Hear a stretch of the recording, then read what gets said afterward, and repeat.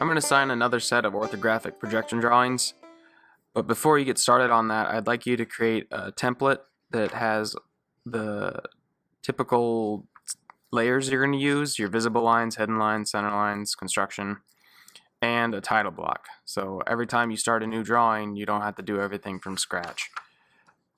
To get started with this, we'll start with our layers that we'll need. You're gonna have your layer properties open. So that's this button here, or simply typing layer. I typically dock mine over here. If it's not docked, it'll be floating around on whatever screen. This darker vertical bar here is what you click on to drag. You can dock it over here. I like mine over here. It's your preference. You can set it to auto hide with this button right here. Once again, your preference. You want it always up, go for it. I like to auto hide mine. So I'm gonna start with visible line, and I'm just gonna call it visible. I'll leave all these on. So each of these columns, you drag them out, they kind of give a quick description of what they are. I use those with construction lines. Freeze, that I've never really found a good use for freeze.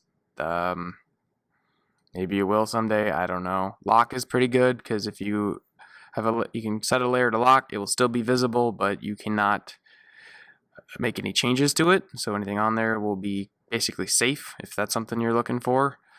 Plot, obviously, click on this to do not plot lines, which is good for construction lines. Color and line type and line weight we've covered. Transparency we've covered. I'm actually not VP freeze layer. Okay, that's something with viewports. We might cover that in the future. And then, yeah, you can add a description of what that layer is if you need to. Okay, so visible line. I keep mine at white. Line type is continuous, and line weight is set to 0.5 to 0.6. I will set mine to 0.5. The book on page 412 talks about how line weight is set by color. I'm not sure if that's actually something people do. It seems like it might be some sort of antiquated way of things used to be done, because that seems kind of illogical to me to set line weights by color. If you go into a layout tab and hit Control P, here's the plot style table. If you go, I always set mine to monochrome. That will print stuff black and white. And if I click on here, you can see right here line weight. You can actually set line weights by color. Once again, I do not understand why you would ever want to do that when you can just set it by a layer type. So I would make sure that does say use object line weight. When we get to that, hit Control P Control P for one. Set your printer plotter to Microsoft Print to PDF, or let's use Microsoft Print to PDF. Apply to layout and hit cancel. Another way to get to that is, I believe, right click here and page setup manager. There's a profile right there. If I hit modify, that will bring this up. All right, close, go back. Okay, let's keep going down. We'll need a hidden line. I want that, pick a color, any color. It needs to be hidden, which I already have mine loaded. That's load. Find it down on the list, click on it, and then make sure it's highlighted before hitting OK. Line thickness on that, or line weight on that, is 0.3 to 0.35 to 0.45. I'll pick 0.35. I'm going to create another one. We'll do a center. I'm going to run through how to use the center mark and center line tool. I've shown a couple of you this, but I will make sure that you all know how to do it in this video. I'm going to set my color to red, line type to center, line thickness is 0.3. Okay, so right now these are the only drawing layers we currently need. We'll be adding more later on when we get into dimensioning and section views. We'll add some more layers. So I need construction. We'll set that to not plot. Set that to gray or whatever you want. I prefer gray. Line weight to default, and transparency you can leave at 0, but I like setting mine to 50 or greater to kind of make it a little lighter. And then we'll need a viewport layer, which I want to set to not print. Leave that at white, default, 0. It'll be black on the layout tab. Let's see here. And then I want 2 more, a title block layer that I do want to print. I'm going to set mine to green. I want the line thickness to be 0.7 to make it thicker than anything else. And I want also title block text. And I want that to be default, because if you leave it at 0.7, the text looks real chunky. And that should do it. Okay, so next step is to actually start building our title block. Let's see here. I'm going to start with a rectangle. Well, let's see here. I'm going to set my layer to title block. Type REC for rectangle. I'm going to set it to 0, 0. And I'm going to set it to the size. Oops, I got to change my line type on the title block. To the size of 11 in the X and 8.5 in the Y. Let's quick fix this. So title block needs to be continuous, and viewport continuous. Okay. So from here I'm going to do an offset, O, and I'm going to offset it by 0.375. And then I can delete this one. My dynamic input is off. You can turn that on and off with F12. I want to try something. If that is on, it should still work the way I just did it. 0, tab 0. Yep. So that still works. Dynamic input can be kind of nice. So let's say I'm just going to move this to some random spot. And I say move here, tab 0, 0. It doesn't move it. But if I turn off dynamic input, so F12, select this, move 0, 0, it actually moves it to the X0, Y0. Okay, I'm going to turn mine back on. Okay, so this is going to be pretty simple. I'm going to make it kind of like the title block I gave to you to do your hand drawings. Actually, I'm going to do it basically exactly like that. So I need construction.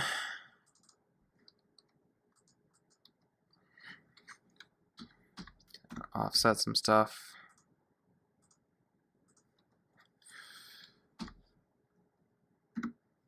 So I'm going to go by 0.25. Looks like I need to change the line type on my center lines as well, or construction lines. Okay. Okay. You don't necessarily need to do this part I'm about to do, but it's just something to know. I'm going to hit offset 0.25. Click here. I'm going to hit M for multiple, and now I can just keep on in case you want to make a grid or something like that.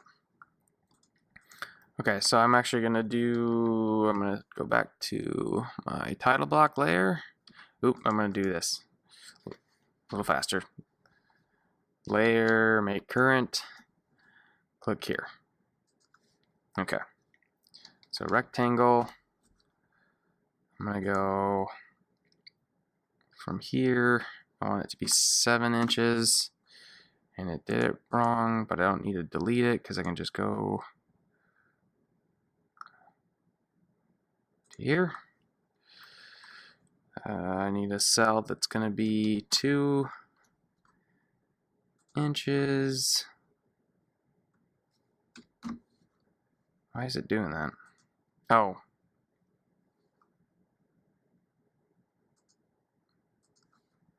Okay. And then I want another one that's 2 inches, so copy that.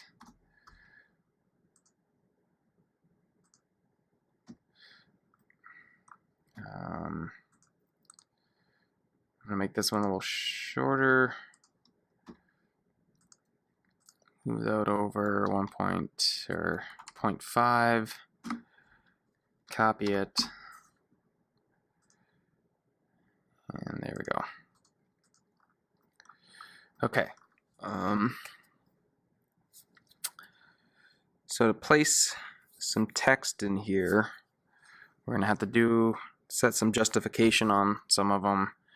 And to kind of make it nice and pretty, I'm going to do an offset of 0.0625 on this cell, this cell. I'm going to set the layer of those that I just offsetted to construction so they won't print.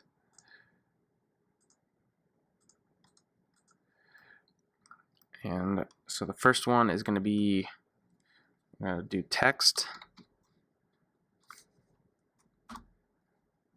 justify, and I want it to be set to currently left. Click there, specify height, I want 1.25, rotation obviously 0, and this one I'll call title. Oop.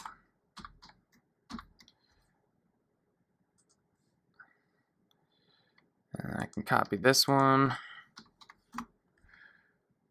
from here to here to here. That should, when you type in it, if I did that correctly, shouldn't move the text over when you fill out each of these. So I'll leave that at title. I want this one to be drawn by.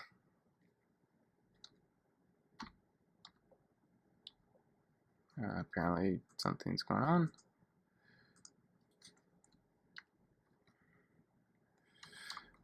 Colon. This one I want it to be scale. I'm going to add something to scale once we're get a little farther, and also to the date to kind of make things a little easier. And just for fun, we'll put Western Iowa Tech in this one. So I want text, justify, middle center, MC, and I want that right there. So this what's popping up here is the snap for geometric center. If you don't have that on, check it, and then this will show up. Click there, same height, same rotation.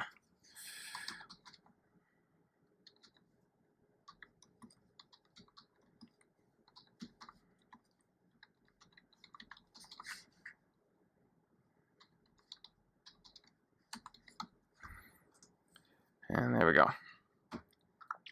Okay, so we also need, I don't need those anymore.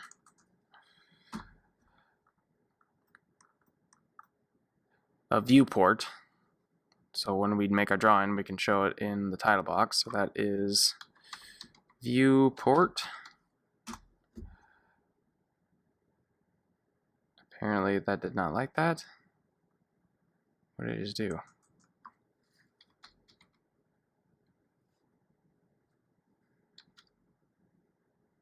Viewports. There it goes. Huh. I want a single. Click OK. From here to here. I want to set it on, it's on the viewport layer. Yeah, okay. That's how you can, if you want to type in your, switching your layer type, you can just type it in. So if I want to be on hidden, since I named it hidden, okay, this didn't work for that one. Well, whatever. That's on viewport. Okay. To shut off grid on a viewport, that is F7. I like to do that because I never use the grid. I left the viewport above the title block here, so if I put it down there, it would potentially have part of our model behind here, and we don't want that. So scale, I can have this set up auto set by using what is called a field. So right click, insert field. So I just double clicked on this, put my cursor at the end, and then I hit right click, insert field. So I want field category set to objects.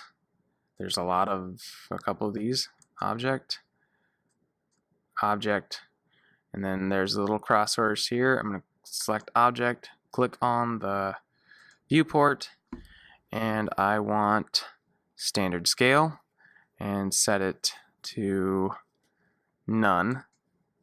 It's going to say custom, but once you change that, such as if I go here, click on 1:1 and hit control or type in regen or reg.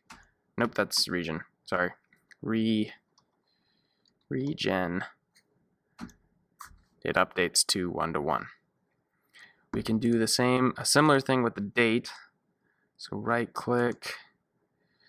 Now, you wouldn't necessarily want to do this way, but for our usage, this should work fine. And go to date and time, and we get a couple different options. You don't really necessarily always want to update your, you can do save date, but you wouldn't necessarily want the drawing to always update to whatever day it was saved, because you might come back in and revise something. We could set it to just create date. Yeah, that'd probably be the best way to do it. Okay, so we have a couple options on how the date is displayed. I usually try to find the one that is the shortest, so it fits in best. So like this one, and hit OK. Okay, so I didn't know what creation date was. I'm going to keep an eye on that. I like the idea of creation date, but if that doesn't work, we'll turn it over to save date, save by date. Let's think here. Since this will be your template, you can probably just fill this in with your name. There's some, let's see here. There's some options on doing fields with that. I believe it's, let's go to document. Okay, so that showed it as my ID. Where was that? There is, let's say by login. Yep, so you can do it as a login. So if you shared this, and I want that to be uppercase. Now that's pretty big. I might need to adjust my sizes here real quick. Let's make this another 1/2 inch bigger. So yeah, if you got a long name, you might need to adjust this. Because we kind of want to maintain the 1/8 inch text height. That makes it a lot easier when it's printed. Oop. There. Let's see here. I think that should be good for what we got here. So the last step is to do a save as, and file types, click on DWT, drawing template, and call it whatever you kind of want. I'll just do simple template and hit save.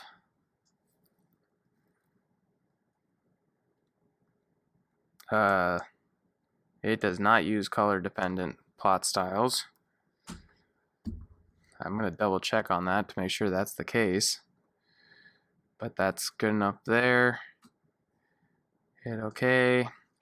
You can even rename this so it's not just layout 1. Let's make it letter, and then maybe later we'll add in B size paper. Yeah, see, I saved it. It has the creation date, so that should just maintain that date moving forward. Well, wait, no, I mean every time you save a new one it should update. Okay, I'm going to move into an example here in a second. Okay, I'm going to do the little example they have on page 4.3. So I'm going to actually close this.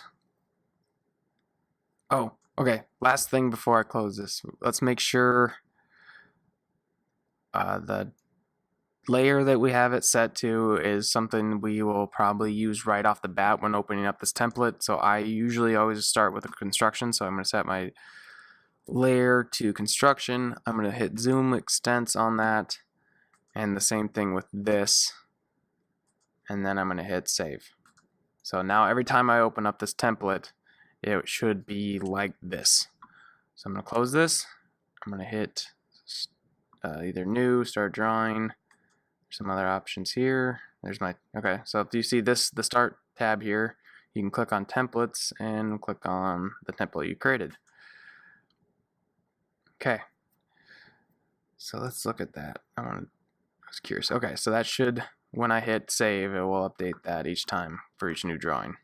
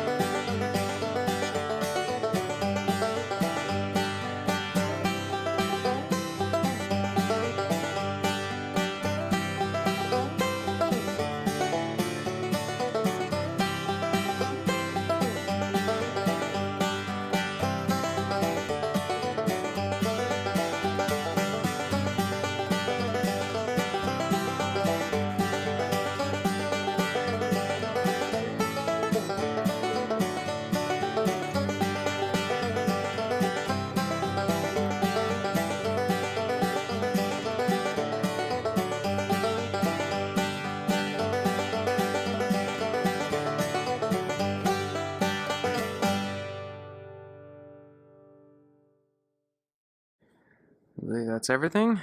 Yep. Okay, I'm going to show you how to use the center mark and center line tool real quick. So I'm going to go center, start typing center, and it might not pop up mark right away. You can either keep typing or scroll through all these different types of center tools. I'm going to click center mark, click the circle, that goes there, center line. So select first line, second line, that puts a line between those two hidden lines. I'm going to copy that one, mid,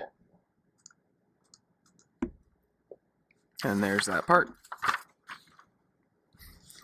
So we're going to go over to our letter tab, double click in here, zoom extents, click there, and I'm going to just use 1:1.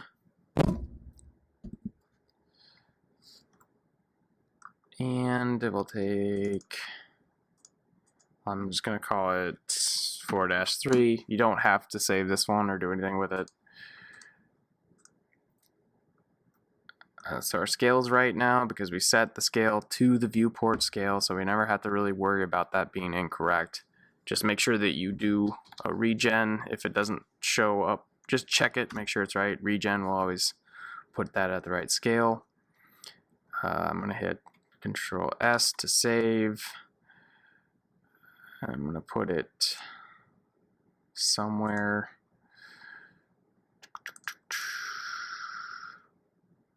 This is fine. 4-3. Save. Sets the date. We could actually do, we could also use a field there if we wanted to. Have it set to the file name. I believe that's as just easy as insert field, document, file name, use file name only, uncheck display extension, make sure it's all uppercase, and OK. Okay, so whenever you save, so now you really don't even have to type anything in there. Everything's going to be automated for us, which is great. I'm going to hit PDF, or no, export PDF. I have this checkbox checked, so when it creates it, it opens up so you can immediately see if there was any issues with it. I'm going to just save it there again. Save. And then it came up on the other screen. I'll drag it over. And you can see that it looks great. So I'm going to assign from chapter 2 all of the drawings there. So that is P1 through 18. I also have the questions in the back of chapter 4 up. There's one question I omitted, and that was the one talking about what controls the printed line widths. So that's what I'm going to check. That seemed to print everything correctly. So right click, page setup manager, modify. Yep, so that's still set up there, so that's good. Okay, have fun.